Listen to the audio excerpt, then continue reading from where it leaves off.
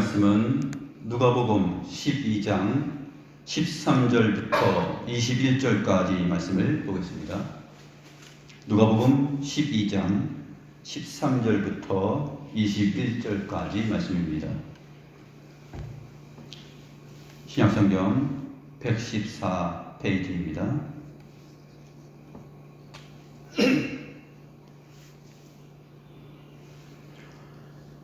제가 하나님의 말씀을 받들어 읽겠습니다. 무리 중에 한 사람이 이르되 선생님, 내 형을 명하여 유산을 나와 나누게 하소서 하니 이르시되 이 사람아, 누가 나를 너희의 재판장이나 물건 나누는 자로 세웠느냐 하시고 그들에게 이르시되 삼가 모든 탐심을 물리치라. 사람의 생명이 그 소유에 넉넉한 데 있지 아니하니라 하시고 또 비유로 그들에게 말하여 이르시되 한 부자가 그 밭에 소출이 풍성함에 심중에 생각하여 이르되 내가 곡식 쌓아둘 곳이 없으니 어찌할까 하고 또 이르되 내가 이렇게 하리라. 내 곡간을 헐고 더 크게 짓고 내 모든 곡식과 물건을 거기 쌓아두리라. 또 내가 내 영혼에게 이르되 영혼아, 여러 해 쓸 물건을 많이 쌓아두었으니 평안히 쉬고 먹고 마시고 즐거워하자 하리라 하되 하나님은 이르시되 어리석은 자여, 오늘 밤에 내 영혼을 도로 찾으리니 그러면 내 준비한 것이 누구의 것이 되겠느냐 하셨으니 자기를 위하여 재물을 쌓아두고 하나님께 대하여 부여하지 못한 자가 이와 같으니라.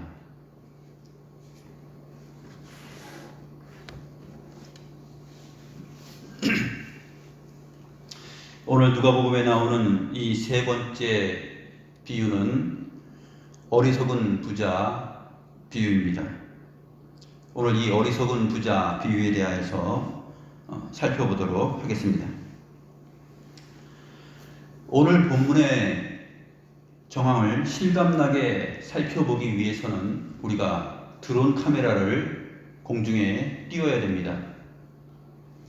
왜 그러냐 하면 오늘 본문이 무리 중에 한 사람이 이르되 하면서 무리 가운데 있는 어떤 사람이 예수님께 말하는 내용으로 시작하고 있기 때문에 그렇습니다. 그런데 이 말은 뜬금없이 나온 말이 아니고 그 무리 중에 있는 한 사람이 나타나서 말을 하게 되는 시점입니다. 그러면 이 무리들은 어떤 무리들일까요? 12장 1절이 그 배경을 말해줍니다. 12장 1절 보면 그동안에 무리 수만 명이 모여 서로 밟힐 만큼 되었더니 예수께서 먼저 제자들에게 말씀하여 이르시되 바리새인들의 누룩 곧 외식을 주의하라 이렇게 되었습니다. 그러므로 이 무리는 어떤 무리였냐면 예수님께서 하나님의 말씀을 전하고 기적을 베풀고 하니까 이스라엘 땅 전역에서 사람들이 예수님을 보기 위하여서 몰려들고 예수님을 따라다니는 상황이었습니다. 성경의 기록을 보니까 무리 수만 명이 모였다라고 기록되어 있습니다. 그리고 서로 발이 밟힐 만큼 그렇게 인산인해를 이루었다라고 상황을 설명해 줍니다. 그 무리 가운데서 지금 한 사람이 예수님을 부르면서 말을 하는 것입니다. 이 상황이 어떤 상황이냐면 예수님께서 제자들과 함께 이동을 하셨겠죠. 걸어가고 있는데 많은 무리들이 예수님을 따라다닙니다. 도대체 예수님께서 무엇을 일으키고 무슨 말씀을 하실까 하면서 수만 명이 예수님을 따라가기 시작합니다. 그때 뒤에서 한 사람이 말을 하게 되는데 그 앞에 예수님께서 제자들하고만 얘기하는 내용이 있습니다. 많은 무리들이 따라다니니까 예수님께서 어떤 말씀을 제자들에게 하시냐면 12장 1절 끝에 보게 되면 바리새인들의 누룩 곧 외식을 주의하라 이렇게 말합니다. 예수님은 수만 명이 자기의 뒤를 따라오고 발이 밟힐 만큼 움집해 있는 것을 보면서 그 늘어나 있는 무리들을 보고서 바리새인들의 외식과 누룩을 조심하라고 말씀하셨습니다. 바리새인들의 누룩, 즉 외식하는 삶, 진정으로 하나님을 사랑하지 않으면서 표적을 보고 먹을 것을 먹고 거기에 배불러서 따라다니는 그러한 외식하는 바리새인들의 누룩을 조심하라 라는 말씀을 주님께서 제자들에게 가르치셨습니다. 그리고 끝부분에 보게 되면 예수님께서 제자들에게 이런 말씀을 하십니다.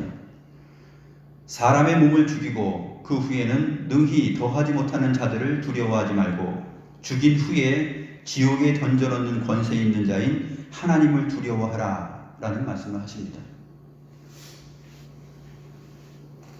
그러니까 예수님께서는 세상 속에서 또 교회 가운데서 그리스도인들이 어떠한 삶을 살아야 되는지, 주님의 제자들은 어떠한 삶의 자세를 가지고 살아야 되는지를 잘 말씀하셨던 것입니다.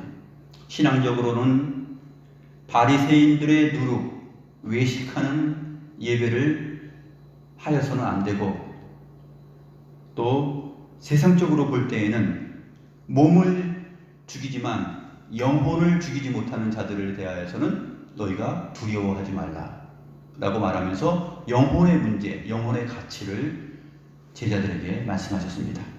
그때 그 무리 중에서 예수님 뒤에서 불렀겠죠. 한 사람이 말합니다.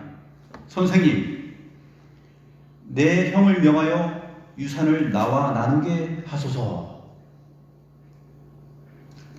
지금 주님께서는 바리새인들의 누룩, 외식하는 신앙생활에 대하여서 경고해 주셨고, 그것을 주의할 것에 대해서 말씀하셨고, 그 다음에 몸은 죽이지만 영혼을 죽이지 못하는 자들에 대하여서 겁먹지 말아라 라고 말씀하셨습니다.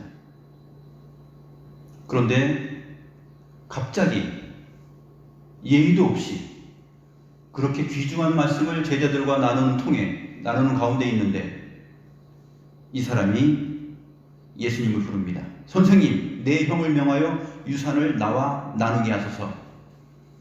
이게 정황상 볼 때 얼마나 상황 파악을 못하고 상황과 동떨어진 말씀인지 우리는 잘 알 수 있습니다. 그러니까 예수님께서 뭐라고 말씀하시죠? 이 사람아, 누가 나를 너희의 재판장이나 물건 나누는 자로 세웠느냐? 이렇게 말합니다. 예수님과 제자들의 대화, 그리고 예수님께서 제자들에게 하시는 그 말씀의 귀중성을, 분위기를 생각해 볼 때 이 사람은 적어도 주여, 그러면 영혼의 문제가 중요하니 영생을 얻기 위하여서 내가 무엇을 해야 되겠습니까? 라는 최소한 그 정도의 질문은 했어야 분위기가 맞습니다. 그런데 이 사람은 어떤 얘기를 합니까? 이 사람의 머릿속에는 영혼의 문제, 그리스도인으로서의 진정한 신앙적 삶의 자세, 이런 것들은 관심이 없습니다. 무슨 말을 하냐면 내 형을 명하여 유산을 나와 나누게 하소서. 지금 유산을 형이 더 많이 가져갈까봐 이 사람은 걱정을 하고 있는 것입니다. 이 사람이 나와서 이러한 말을 하고 있는 것을 보니까 아마 형이 자기보다 유산을 더 많이 가져가고 자기 몫까지도 더 가져갈 상황이었던 것 같습니다. 신명기 21장 17절에 기록된 말씀을 보게 되면 형제 중 장자가 차자인 동생보다 두 몫을 가져가게 되어 있습니다.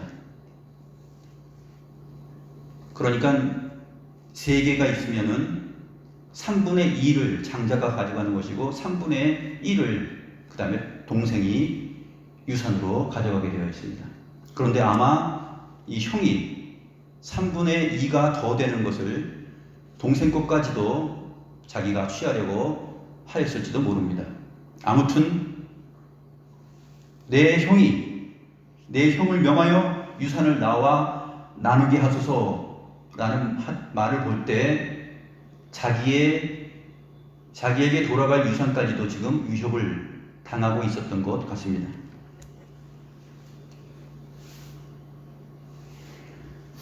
주님께서 이렇게 말씀하십니다. 누가 나를 너희의 재판장이나 물건 나누는 자로 세웠느냐? 라고 말씀하십니다. 아무도 주님을 그들의 재판장이나 물건 나누는 자로 세운 바가 없죠. 왜냐하면 이 문제를 해결하려면 어떻게 해야 됩니까? 구약의 율법의 내용에 따르면은 제사장 앞에 나아가서 사실들을 얘기하고 재판을 받아야 됩니다. 그리고 예수님 당시에는 재판장들이 있었고 재판석이 있어서 그들 앞에 나아가서 이 문제를 말해야 됩니다.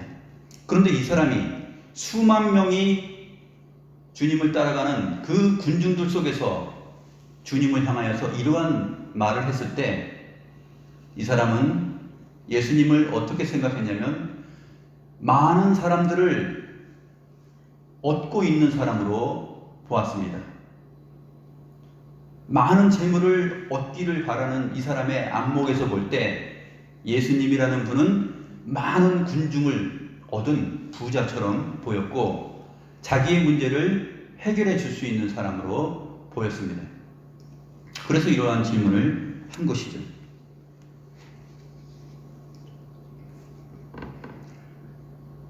예수님은 이 사람의 마음을 꿰뚫어 보시면서 말합니다. 그들에게 말하였다라고 말하고 있는데 최소한 이 말씀은 이 두 형제에게 하시는 말씀이요. 그 다음에 그 주변 가까이에서 주님의 말씀을 들을 수 있는 그 무리들 가운데 있는 사람들도 해당이 될 것입니다. 예수님은 삼가 모든 탐심을 물리치라 라고 말씀하십니다. 삼가 모든 탐심을 물리치라 라는 이 말은 너희는 살펴라 그리고 모든 탐심으로부터 너희는 주의하라 그런 뜻이에요. 살펴서 모든 탐심으로부터 조심해야 될 일을 주의해야 될 일을 예수님께서 말씀하십니다.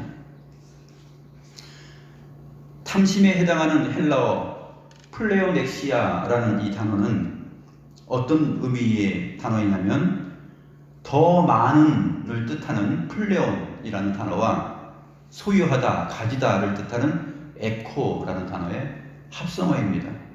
그러니까 탐심으로 번역된 이 단어는 플레오넥시아는 어떤 뜻이냐면 소유하려는 인간의 욕심을 말합니다. 더 많이 소유하고 싶은 마음. 그게 뭐냐면 탐심이에요. 그러나 우리가 이 탐심의 문제는 재물하고만 관련된 것이 아니라는 것을 잘 압니다. 10계명의 마지막 계명인 10번째 내용을 보면 알 수 있죠. 내 이웃의 아내나 그의 남종이나 그의 여종이나 그의 소나 그의 나귀나 무릇 내 이웃의 소유를 탐내지 말라고 하였습니다. 돈과 재물, 땅, 집 이런 것만 문제가 되는 것이 아니라 탐심은 인간의 삶 전체의 영역에 해당하는 소유욕입니다. 우리가 잘 알다시피 10계명의 내용은 하나님을 사랑하고 이웃을 사랑하라는 말씀으로 연결되어 있습니다. 10가지 계명이 다 유기적으로 연결되어 있죠.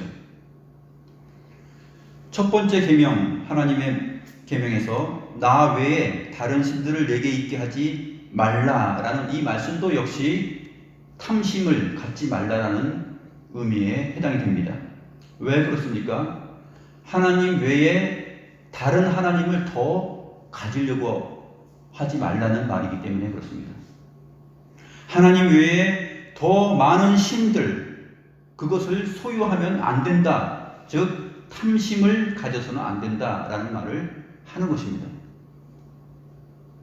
엿새 동안은 힘써 일하고 안식일을 거룩히 지키라 말씀하신 그 안식일에 대한 계명도 역시 창조주 되신 하나님, 우리의 구원자 되신 하나님, 그 하나님을 생각하지 않고 제7일에 쉬지 않고 또 탐심을 부려서 더 많이 얻고자 하여서 그 날에도 일을 하는 것에 대하여서 경고를 하는 것입니다.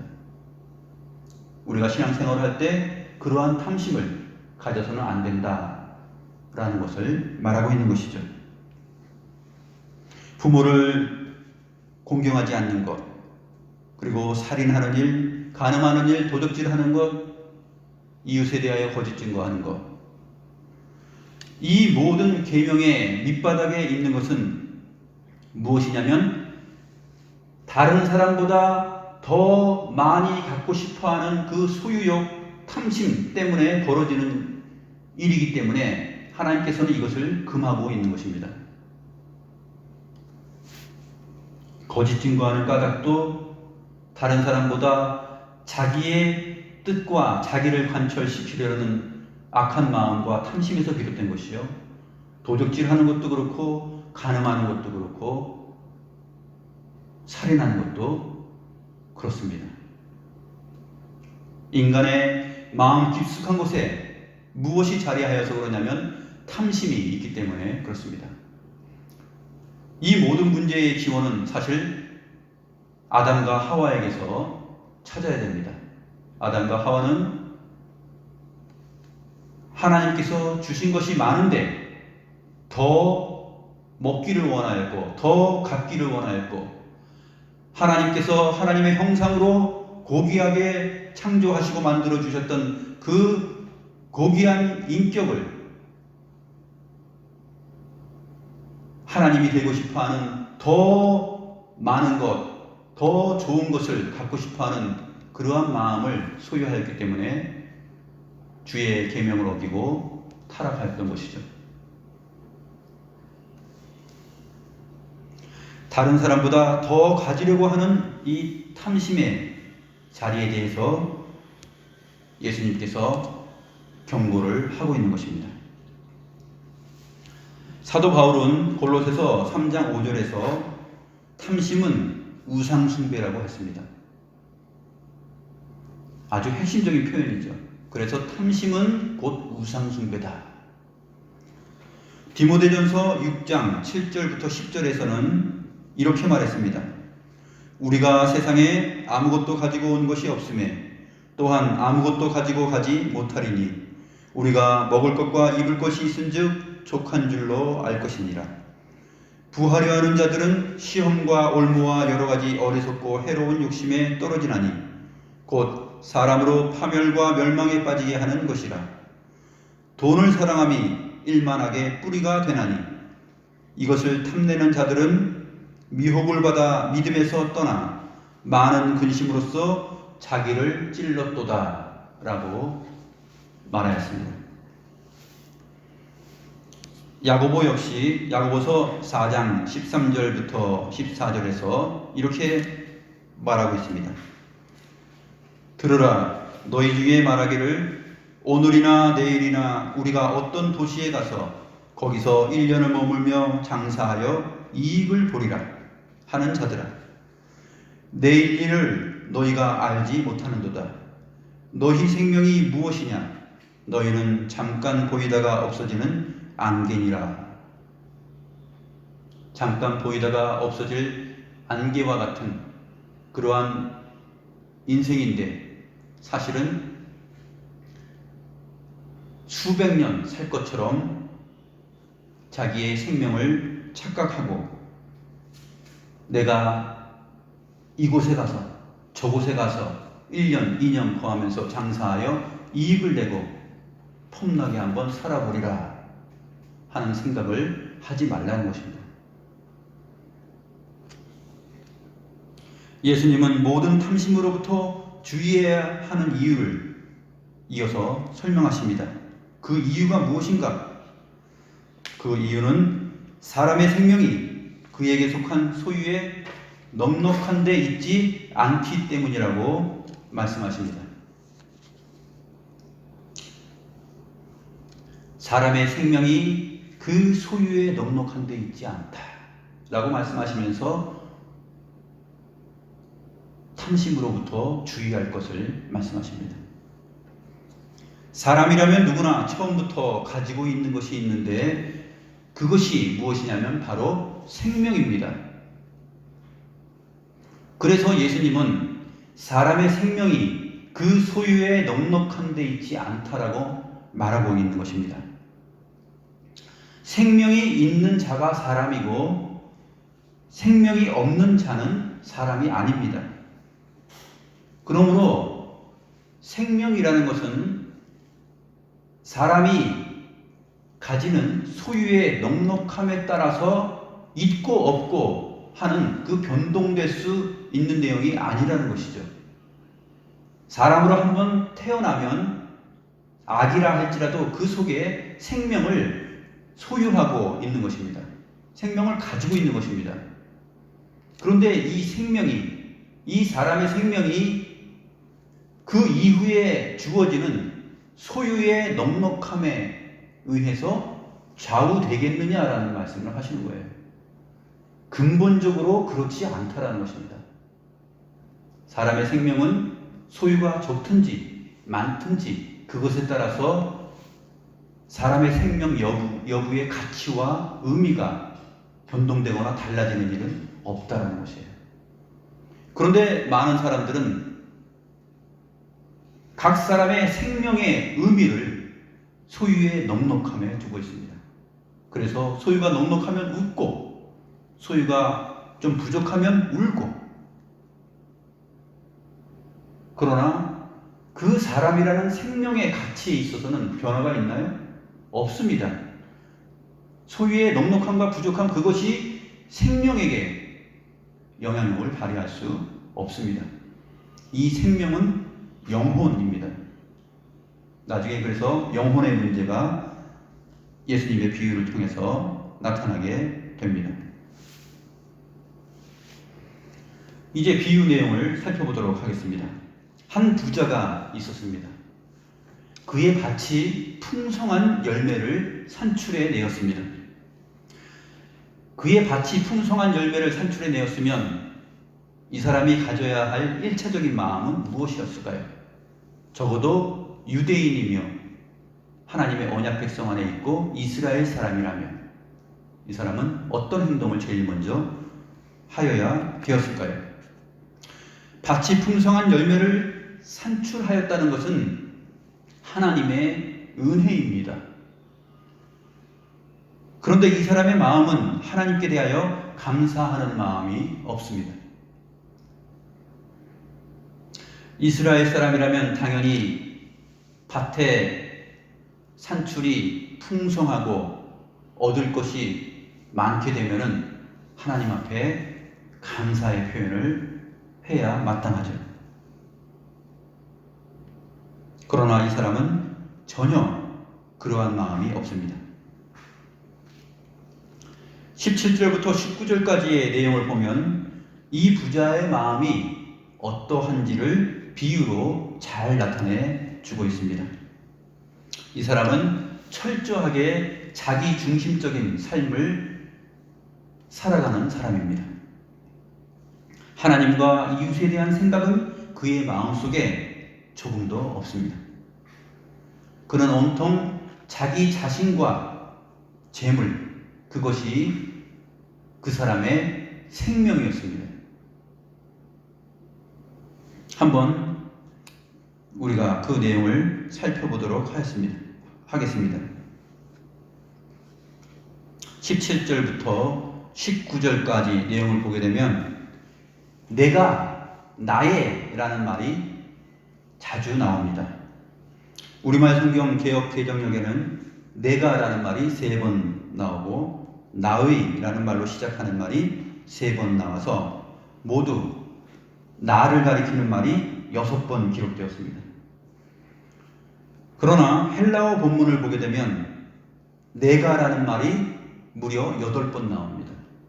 나의라는 말은 4번 나옵니다.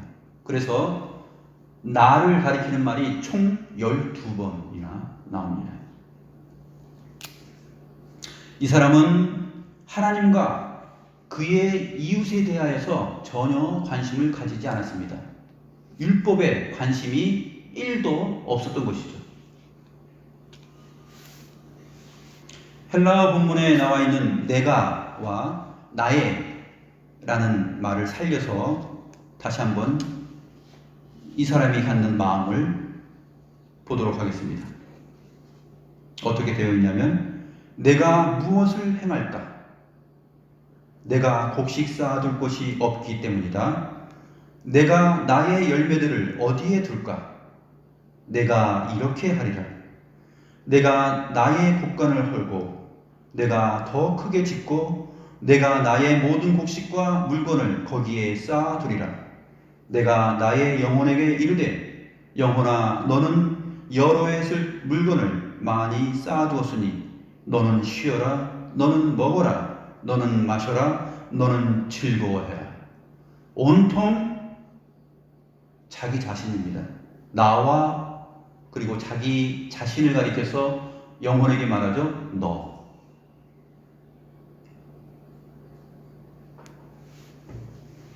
이 17절과 19절 안에 나와 너로 나의 라는 말로 표현되는 자기 자신을 향한 독백이 가득합니다. 이 사람은 지금 자기 밭에 소출이 풍성하게 되었을 때 하나님께 기도하고 하나님과 대화해야 됩니다. 하나님께서 이렇게 큰 은혜를 주셨는데 내가 이 풍성한 것을 어떻게 사용하면 좋을까요? 라고 하나님하고 대화해야 됩니다.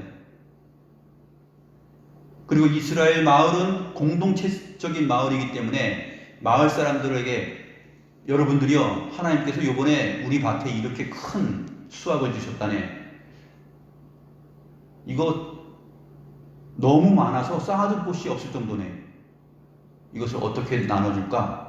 어떻게 했으면 좋겠는가? 라고 마을 사람들과 의논해 보아야 됩니다. 그러면 그것을 어떻게 마을 공동체를 위하여서 또 하나님 안에서 한 언약 백성 된 사람들이 그 가운데 가난한 자들 또 고아와 가부 나그네 이러한 사람들을 위하여서 사용할 수 있는 방법을 가르쳐주고 거기에서 지혜를 얻을 수 있을 것입니다. 그런데 이 사람은 하나님과 대화하지 않습니다. 이 사람은 마을의 이웃과 대화하지 않습니다. 내 주변의 이웃이 굶어 죽어가고 있는지 양식이 필요하지는 않은지 전혀 관심이 없습니다. 오직 내 영혼아 이렇게 많은 소출이 있는데 내 영혼아 여러 해 쓸 물건을 쌓아두어야 되겠구나. 지금 있는 창고도 다 때려 부수고 지금 창고가 30평이면 100평으로 지어야 되겠구나 하면서 자기하고 대화를 합니다.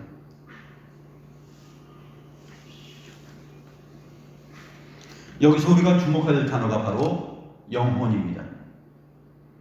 앞에서 예수님은 생명에 대해서 말씀하셨습니다.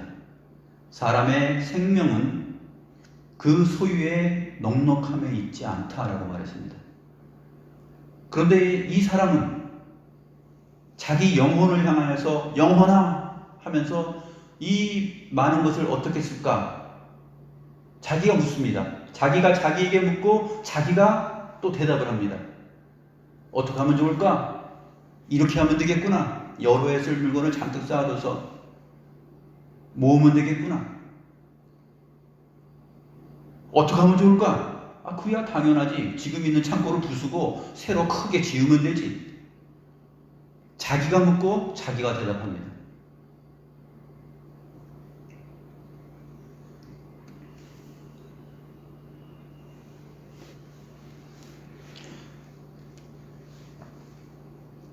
예수님께서 말씀하신 생명에 대하여서 그 가치에 대하여서 이 사람은 생각하는 바가 없습니다.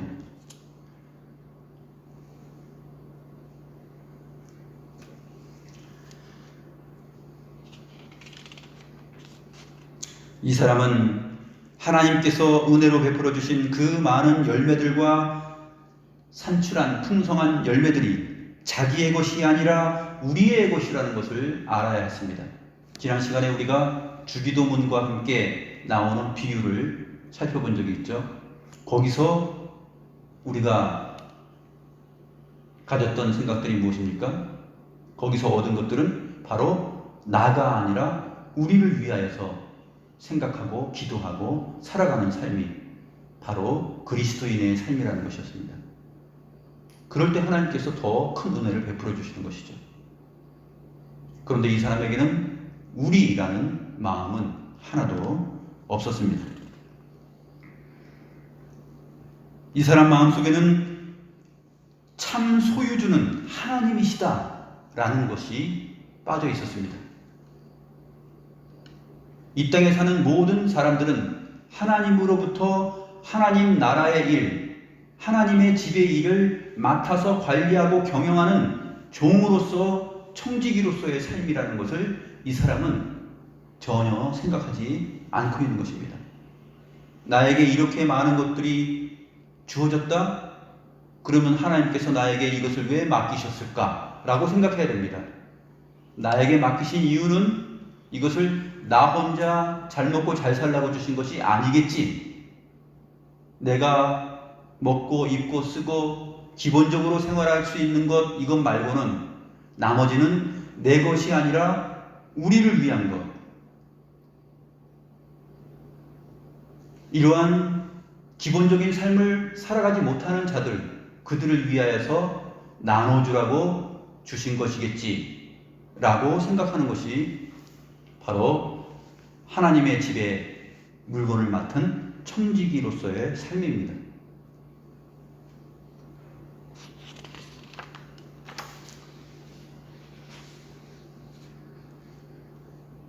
이 사람은 여러 해 쓸 좋은 것들을 가득 쌓아놓고 자기 자신을 향하여서 말합니다. 너는 쉬어라. 너는 먹어라. 너는 마셔라. 너는 즐거워하라. 쉬어라. 먹어라. 마셔라. 즐거워해라.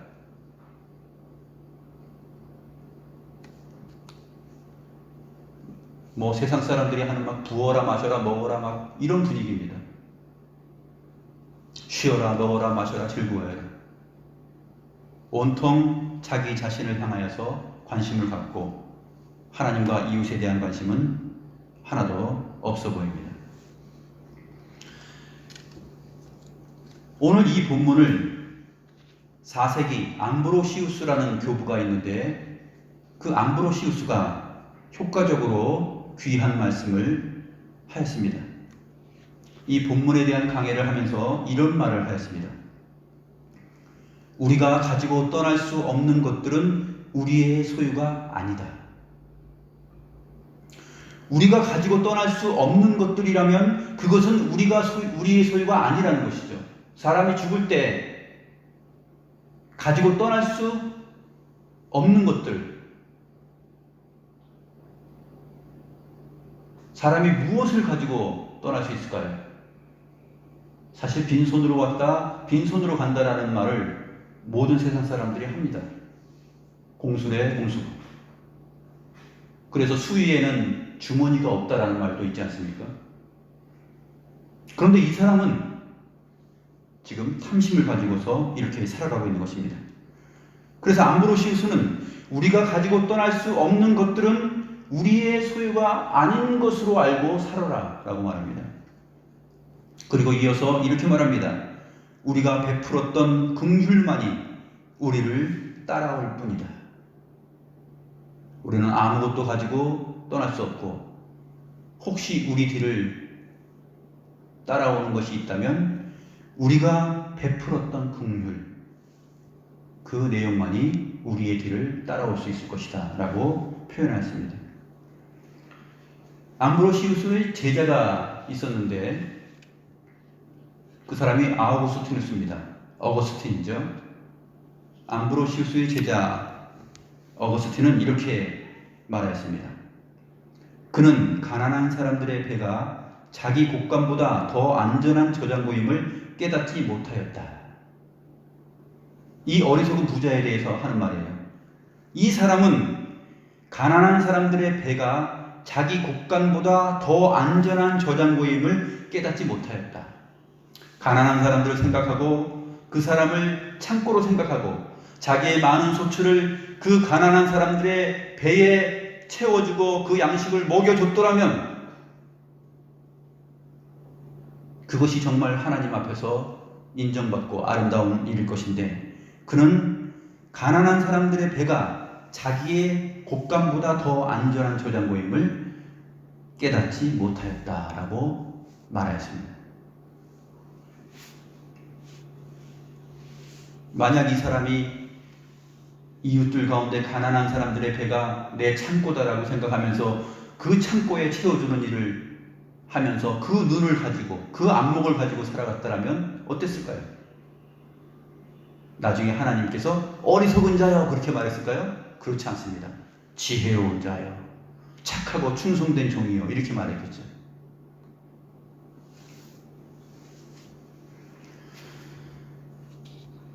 이 사람은 내 영혼아 내 영혼아 나의 영혼아 하면서 탐심을 부렸습니다. 여기서 우리는 정상적인 하나님의 백성이 하나님 앞에서 갖는 마음이 어떠해야 되는지를 한번 성경의 예를 통하여서 생각해보고 살펴보아야 하겠습니다. 시편 103편 1절부터 2절을 보면 다윗은 이렇게 말합니다. 내 영혼아 여호와를 송축하라. 내 속에 있는 것들아 다 그의 거룩한 이름을 송축하라. 내 영혼아 여호와를 송축하며 그의 모든 은택을 잊지 말지어다. 많이 다르죠? 오늘 본문의 비유에 나와 있는 이 어리석은 부자, 그가 말하는 내 영혼아 라고 하는 내용과 다윗이 내 영혼아 하면서 말하는 내용은 너무 다릅니다. 시편 42편 1절 2절에서도 고라 자손은 이렇게 말합니다. 하나님이여 사슴이 시냇물을 찾기에 갈급함 같이 내 영혼이 주를 찾기에 갈급하나이다. 내 영혼이 하나님 곧 살아계신 하나님을 갈망하나니 내가 어느 때에 나아가서 하나님의 얼굴을 배울까? 라고 하였습니다. 솔로몬은 전도서 2장 4절부터 11절에서 이렇게 말합니다. 내가 나를 위하여 집들을 짓고 포도원을 일구며 여러 동산과 과원을 만들고 그 가운데에 각종 과목을 심었으며 나를 위하여 수목을 기르는 삼림에 물을 주기 위하여 못을 팠으며 남녀노비들을 사기도 하였고 나를 위하여 집에서 종들을 낳기도 하였으며 나보다 먼저 예루살렘에 있던 모든 자들보다 내가 소와 양떼의 소유를 더 많이 가졌으며 은금과 왕들이 소유한 보배와 여러 지방의 보배를 나를 위하여 쌓았다고 말하였지만, 그러나 솔로몬은 마지막에 이렇게 말합니다. 그 모든 수고가 헛되어 바람을 잡는 것이며 해 아래에서 무익한 것이다 라고 말하였습니다. 이사야 선지자는 이 어리석은 부자와 같은 사람들을 그 당시 구약 이스라엘 백성들을 향하여서 하나님의 마음으로 책망하였습니다. 이사야서 5장 8절에서 보면 가옥에 가옥을 이으며 전토에 전토를 더하여 빈틈이 없도록 하고 이 땅 가운데서 홀로 거주하는 자들은 화 있을진저. 가옥에 가옥을 짓고 집을 한 채, 두 채, 세 채 자기 소유의 집을 막 늘려가고 전토에 전토를 더하여 여기 땅도 사고 저기 땅도 사고 땅을 넓혀가고 빈틈이 없도록 하여 이 땅 가운데서 어떻게 사느냐? 홀로 거주하는 자들은 화 있을진저. 자기만 생각하고 생명에 대하여서 생각하지 않는 그 자신의 영혼의 문제에 대하여서 돌아보지 못하고 오직 탐욕 가운데 질주하는 그 인생에 삶의 향방 없는 그 질주를 보면 하나님의 심판을 받을 수밖에 없는 것입니다.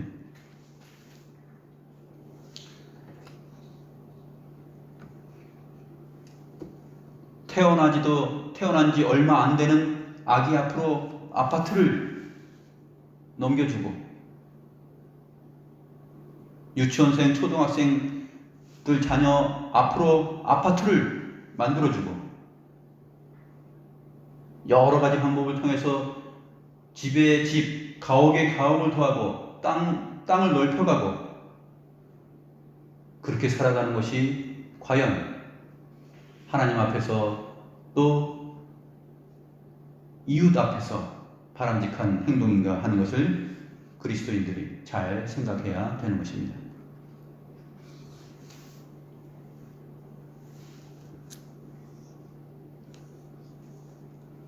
시편 119편 56절에서 시인은 이렇게 말합니다. 내 소유는 이것이니 곧 주의 법도들을 지킨 것이니이다. 시편 119편 56절에서 나의 소유는 이것이니 어떤 것이냐 하면 주의 계명들을 지킨 것이다.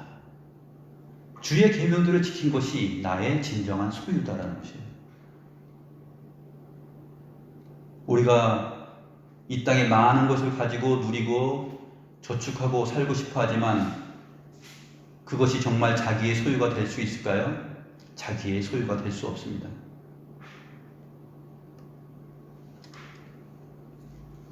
우리가 가지고 떠날 수 없는 것들, 그것은 우리의 소유가 아니다 라고 말한 암브로시우스의 말은 참으로 성경의 내용을 잘 표현한 귀한 말씀입니다. 오직 하나님의 율례와 법도들을 지킨 것, 그것만이 우리의 소유인데 우리가 베풀었던 긍휼만이 우리의 뒤를 따라올 뿐이다 라는 말이 되겠죠. 우리가 가난한 사람들의 배가 바로 자기 곳간보다 더 안전한 창고라는 사실을 알고 우리의 창고를 내 주변에 있는 사람들의 그 배가 바로 나의 것을 저장할 저장고다라고 생각하고 살아가야 됩니다.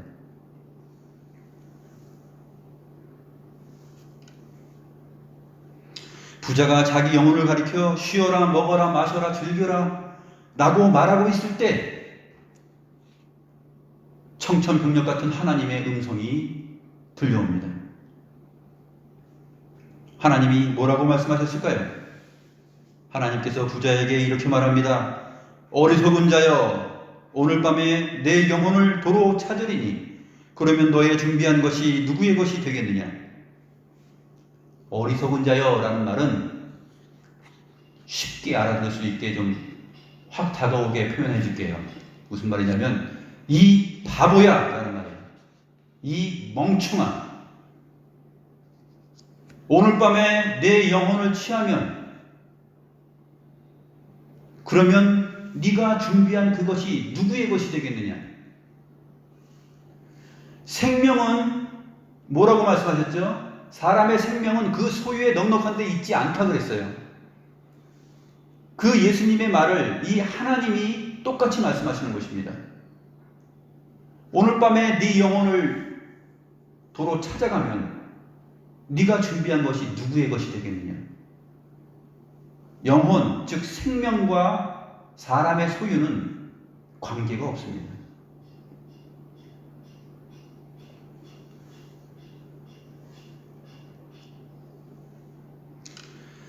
세상 사람들의 기준으로 볼 때 이 사람은 바보가 아니겠죠. 이 사람을 어떻게 평가합니까? 아, 그 사람 좀 욕심이 많구만. 또는 어떻게 평가할까요? 아, 그 사람 참 실속이 있네. 아, 사람이 실속이 있어야지. 뭐 막 퍼다 주고 그러면 어떻게? 잘 모아서 앞으로 생명이 120세까지 살 수 있다던데 그런 마음을 가지고 실속 있게 사는 사람이네 하면서 자기도 그러한 사람이 되고 싶어 할 것입니다. 그러나 하나님은 이 사람을 보면서 이 바보야, 오늘 밤에 내가 네 생명을 너에게로부터 찾아가면 네가 그렇게 쌓아두고 모아둔 여러 해 쓸 것을 그렇게 쌓아두고 창고를 부수고 크게 짓고 하였던 그것이 누구의 것이 되겠느냐? 자기의 것이 될 수 없습니다. 내 영혼을 도로 찾으리니 라는 말은 정확히 하면 내 영혼을 너로부터 찾을 것이니 라는 말이에요. 하나님은 생명의 창조주요 주인이십니다. 그래서 생명을, 영혼을 주시기도 하고 찾아가시기도 합니다. 모든 것의 주인이신, 생명의 원천이요 주인이요 관리자이신 하나님께서 그 영혼을 도로 찾아가면 그 사람이 그렇게 쌓아두고 싶어 하였던 그 모든 탐심의 결과들은 누구의 것이 되겠습니까? 자기의 것이 될 수 없는 것이죠.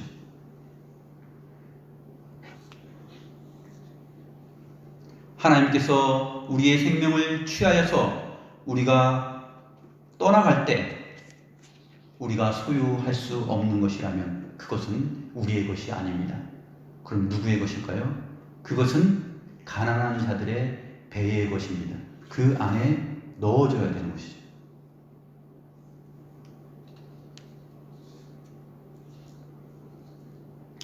이 어리석은 부자는 자기 영혼의 주인이 자기라고 생각하고 영혼아 여러 해 쓸 물건을 많이 쌓아두었으니 평안히 먹고 평안히 쉬고 먹고 마시고 즐거워하자라고 말했습니다.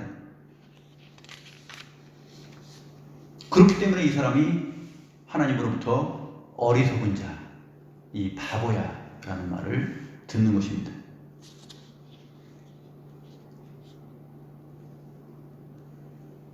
부자가 어리석은 자인 것은 영혼의 가치와 재물의 가치를 저울질하여 비교할 줄 몰랐습니다. 저울이 있으면 영혼을 올려놓고 반대편에 재물을 올려놓습니다. 그랬을 때 재물이 무거워서 쑥 내려가야만 이 사람은 좋아하는 사람이에요. 영혼의 무게와 재물의 무게를 달았을 때 영혼의 무게가 무거워서 재물의 무게가 쑥 위로 올라가고 그러한 상황을 보일 때 그러한 인생을 사는 사람이 정말 저울질을 잘하는 사람입니다. 지혜로운 사람이죠. 이 사람은 영혼의 무게가 너무나 가볍습니다. 재물의 무게만 아주 무겁습니다.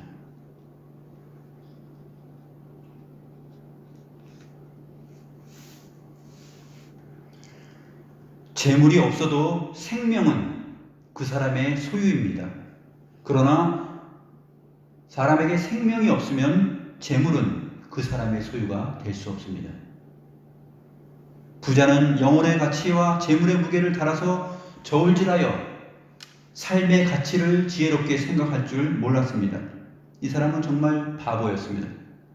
더 많은 것을 가지려는 탐심에 사로잡힌 부자에게는 하나님도 없었고 이웃도 없었습니다. 많은 재물을 가졌지만 그는 혼자였습니다. 그는 자기의 영혼하고만 대화를 하는 가장 불쌍하고 어리석고 가난한 자였습니다. 하나님이 없었고 이웃이 없었기 때문에 그는 가장 가난하고 외톨이인 사람입니다. 아주 불쌍한 사람이죠.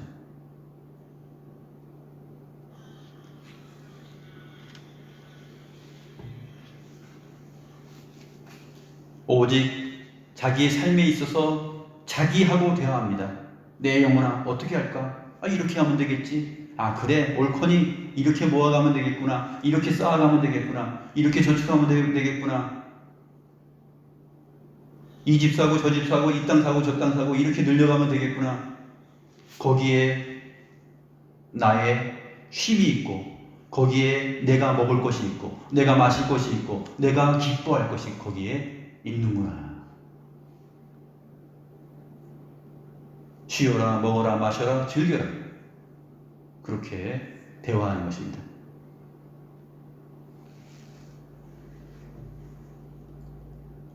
자기 혼자 자기를 향하여서 말하는 사람이 얼마나 불행한 사람입니까? 하나님하고도 대화할 줄 모르고 사람들 이웃하고도 우리라는 마음을 가지고서 살아가지 못하고 오직 자기 혼자 쉬고 먹고 마시고 즐거워하기 위해서 인생을 그렇게 살아간다면 그 사람은 가장 불쌍하고 가장 가난한 사람인 것입니다. 자기를 위하여 재물을 많이 쌓아두고 하나님께 대하여 부여하지 못한 이 사람의 결말은 어리석은 자로 끝났습니다. 사도 바울은 디모데전서 6장 18절부터 19절에서 디모데에게 이렇게 말합니다. 네가 이 세대에서 부한 자들을 명하여 마음을 높이지 말고 정함이 없는 재물에 소망을 두지 말고 오직 우리에게 모든 것을 후히 주사 누리게 하시는 하나님께 두며 선을 행하고 선한 사업을 많이 하고 나누어 주기를 좋아하며 너그러운 자가 되게 하라. 이것이 장래에 자기를 위하여 좋은 터를 쌓아 참된 생명을 취하는 것이니라 라고 권면하였습니다. 디모데야, 너는 이 세대에서 부하고자 하는 자들에게 이렇게 가르쳐라. 참된 생명을 취하는 일이 얼마나 중요한지 그것을 가르쳐줘라.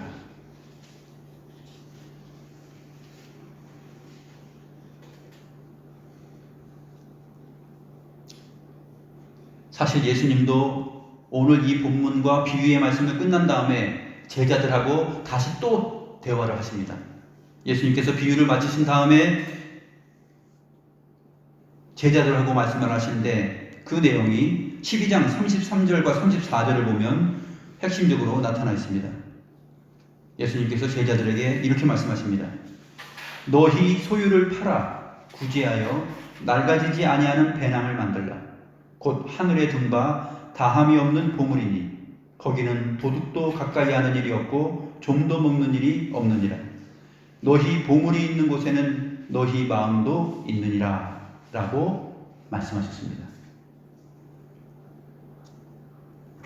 예수님께서 제자들에게 너희들은 어떻게 살아야 되지? 내가 말한 이 비유 내용 들었지? 너희는 이렇게 살아야 돼. 너희의 소유를 팔아서 구제하여 낡아지지 아니하는 배낭을 만들어야 돼.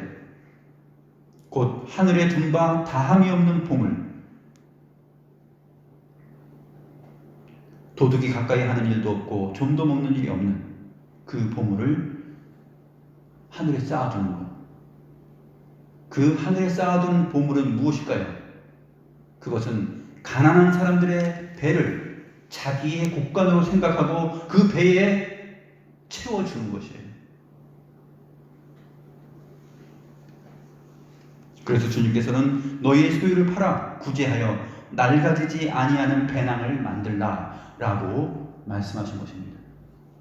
기도하시겠습니다.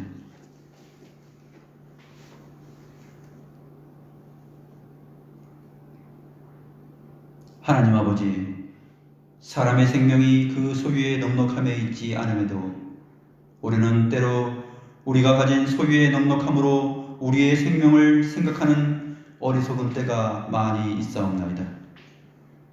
우리를 살피고 탐심으로부터 주의하여 어리석음에 빠지지 않도록 도와주시옵소서. 여러 해 쓸 물건을 쌓아두었으니 쉬어라, 먹어라, 마셔라, 즐거워하라 라고 우리의 영혼에게 혼자 말하는 불쌍하고 가난한 자가 되지 않게 도와주시옵소서.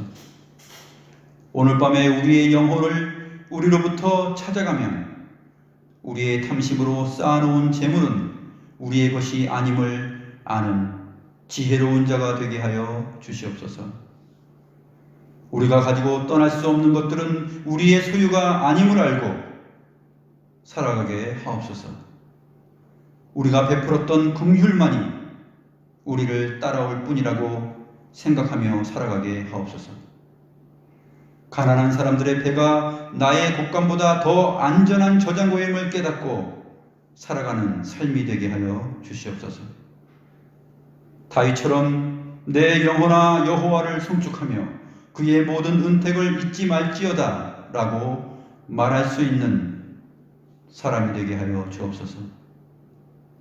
사슴이 시냇물을 찾기에 갈급한 같이 내 영혼이 주를 찾기에 갈급하나이다 라는 말을 하게 하옵소서. 생명의 구주이시며 우리 영혼의 목자이신 예수 그리스도의 이름으로 기도드리옵나이다. 아멘.